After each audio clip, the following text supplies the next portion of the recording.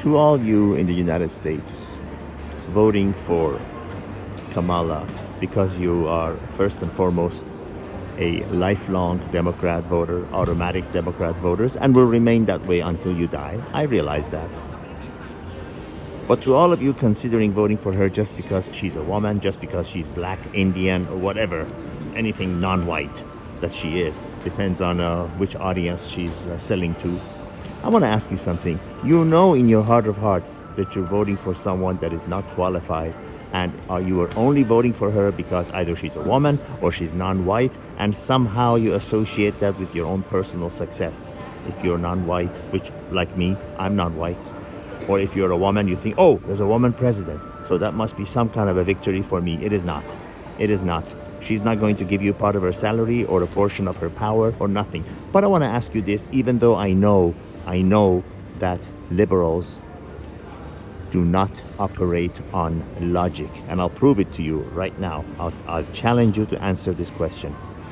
If you had a dying child who needed a life-saving, high-risk operation, and the most qualified doctor was unknown to you, they said, well, we have a most qualified doctor, and we have the other one that's, politically correct and available. So do you want the most qualified doctor with the highest number of years of experience and skill? Or do you want the one that's female and of the right ethnicity and the right skin color and the right religion? Which one would you choose to operate on your terminally endangered, dying child? Would you go for Kamala type, or would you go for someone who's skilled, experienced, with a proven record? Which one would you go for?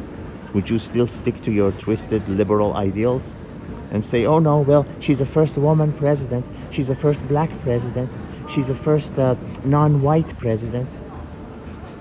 Would you go for that if your child's life was on the line?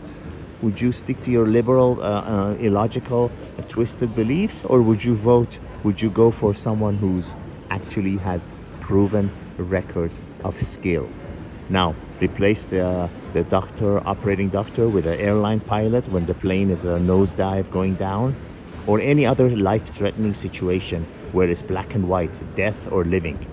Which would you go for?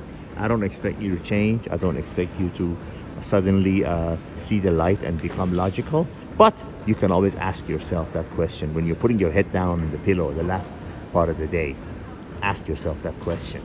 All the best.